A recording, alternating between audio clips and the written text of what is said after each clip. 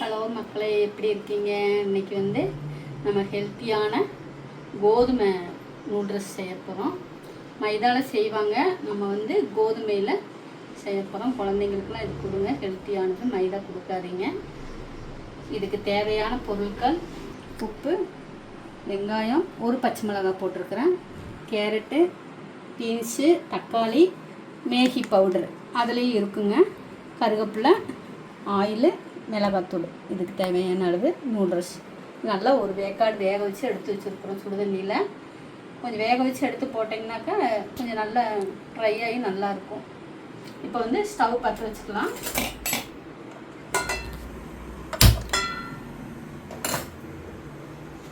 இது ஆயிலுங்க, இந்த பாட்டிலில் ஊற்றிருக்கிறேன். நீங்கள் நெய்ன்னு நினச்சிடாதீங்க. இது தேவையான அளவு எண்ணெய் ஊற்றிக்கலாம். கொஞ்சம் கடுகு போட்டுக்கலாம்.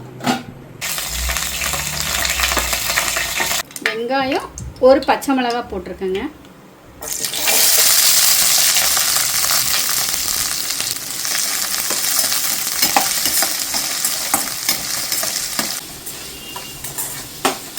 இப்போ கருவேப்பிலை போட்டுக்கலாம்.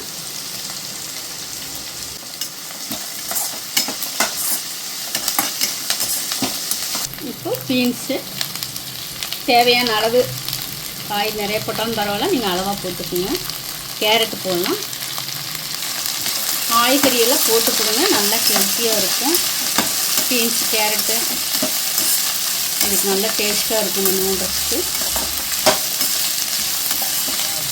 மேகி பவுடரில் ஏற்கனவே உப்பு இருக்குங்க, அதனால் நீங்கள் கொஞ்சம் உப்பு கம்மியாகவே போட்டுக்கோங்க.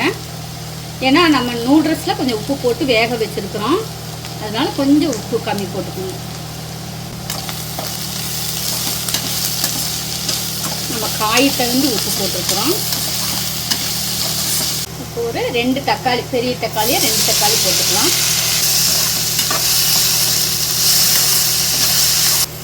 ஒரு அரை டம்ளர் தண்ணி ஊற்றிக்கலாங்க. காயெல்லாம் வேகட்டும். குழந்தைங்க கடித்து சாப்பிடும்போது நெருங்க கொஞ்சம் தண்ணி ஊற்றி வேக விட்டுட்டோம்னா நல்லா வெந்துடும். நல்லா தண்ணி வற்றுற வரைக்கும் நல்லா வேகட்டும். இப்போது இந்த அளவுக்கு காய், தக்காளி எல்லாமே வணங்கி நல்லா ஓரளவு காய் வெந்துருச்சுங்க. இப்போ நம்ம என்ன பண்ணலாம்னா கொஞ்சம் மிளகாத்தூள், காரத்துக்கு தகுந்த மிளகாத்தூள் போட்டுக்கோங்க. நானும் இப்போ இந்த அளவுக்கு போடுறேன், ஒரு ஸ்பூனு.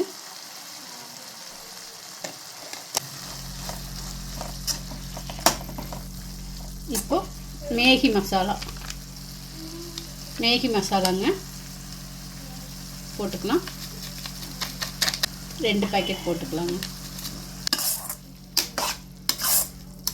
இப்போ வெந்த மேகியை போட்டுக்கலாங்க. நல்லா வேக வச்சுருக்குறோம்.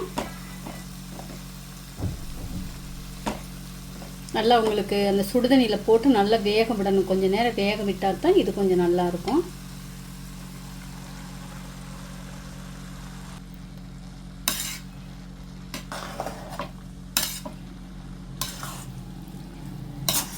பாருங்க, நல்லா பொழுன்னு வெந்துருச்சுங்க.